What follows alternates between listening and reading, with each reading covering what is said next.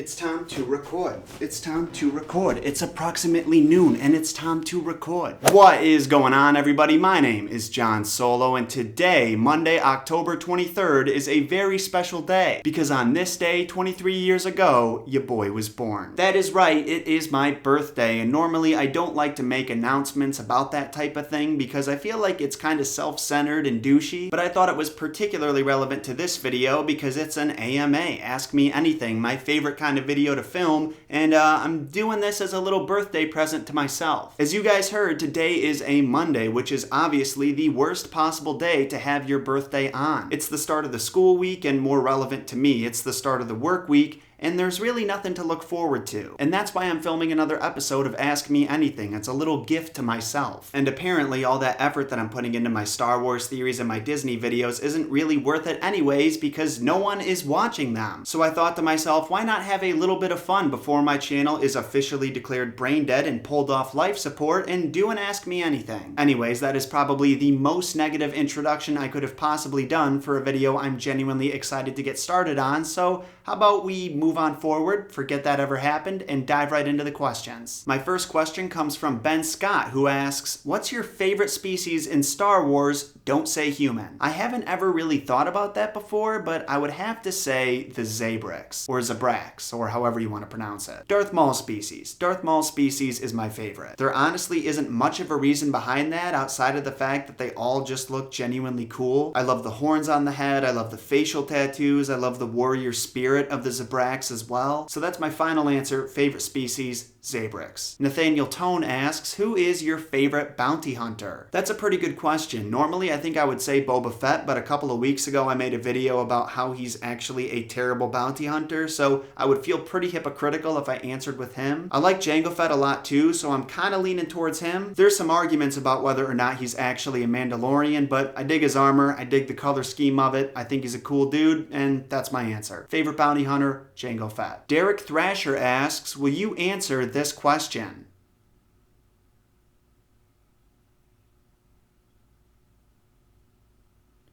Let's move on. Do you think there should be an anthology movie for Yoda's origins, or should his origins remain unknown for the most part besides what we already know? Personally, I want the mystery behind Yoda to stay a mystery forever. Don't get me wrong, I am incredibly curious about his origins and I would really like to know on some level, but that mystery is a huge component of Yoda's character. For me to enjoy Star Wars the same way that I have throughout my entire life, I don't need to know his species, I don't need to know what planet he comes from, I don't need to know if he has a family, I don't need to know a single thing about Yoda. I know that he's incredibly wise, I know that he's been through a lot. The thing is, Yoda is centuries upon centuries old. That is a huge timeline for them to pick a specific point to start. That also means there's centuries worth of character development and personal growth they would have to try to explain. Depending on when the movie or show or whatever would choose to start, the Yoda from back then would likely be totally different than the Yoda we know of now, and the development that his character goes through would have to make sense for him. There's some great minds at Lucasfilm and Disney, and I don't necessarily doubt that they could do it. I just feel like there's so many ways they could mess it up, it would be better to keep his origins a mystery. I would much rather see an Obi-Wan anthology movie,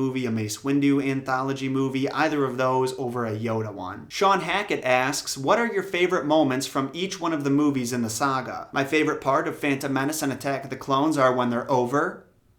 Just kidding. Got you there. My favorite moment from The Phantom Menace is when Darth Maul ambushes Qui-Gon and Obi-Wan and all those Naboo pilots. Attack of the Clones' favorite moment is when all the Jedi reveal themselves on Geonosis and Mace Windu goes, this party's over.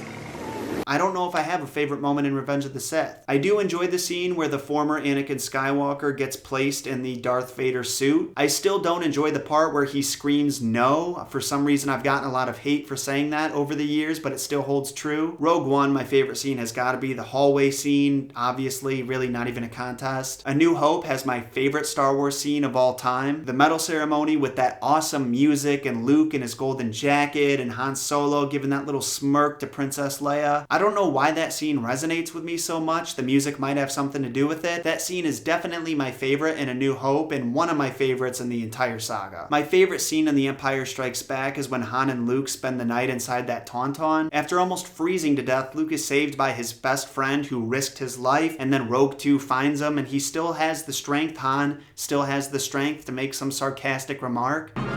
Certainly. Nice of you guys to drop by. And Rogue 2 is like, I found him. I repeat, I found him. Echo Base, this is Rogue 2. I found them. Repeat, I found them. I'm kind of realizing all my favorite moments from the original trilogy are kind of weird and probably not that enjoyable by anybody else. Return of the Jedi, I got a lot of favorite moments, but my favorite is probably when Luke tosses away his lightsaber after defeating Darth Vader. Can you just imagine the balls it would have to take to do that? He had so much faith in himself, so much faith in his father, he willingly tossed away his lightsaber when he was face to face with one of the most deadly Force users in the history of the galaxy. On another level. And last but not least, The Force Awakens, my favorite moment might be, I think it is, could possibly, it's gotta be when Rey pulls Luke's lightsaber out of the snow. When I watched that for the first time, the 6-year-old in me was like, holy I'm joking, 8-year-old me didn't swear, but it was a good scene. James Lawner wants to know, if you could hold one occupation in the Star Wars universe, which one would you choose? If we're talking like I was born without the Force and there's no way I could ever become a Jedi, I think I would go either the bounty hunter or smuggler route. I'm not totally sure which one I would choose, but I would definitely want to live outside the law. And our final question comes from Emma B, who asks, if you have to have one and only one character from the original trilogy be killed, who would it be and why? I don't know if you're talking main characters or supporting characters or what, but my answer would probably be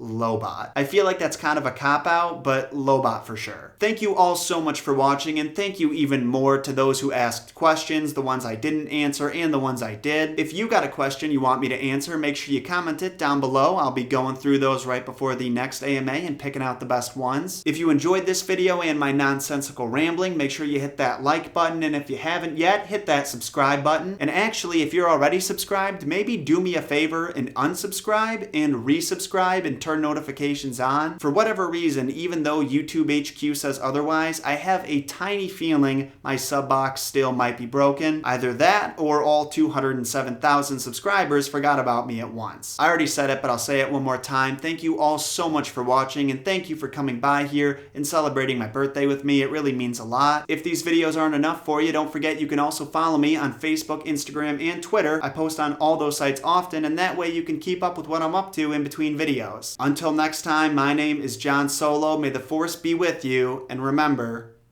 John shot first.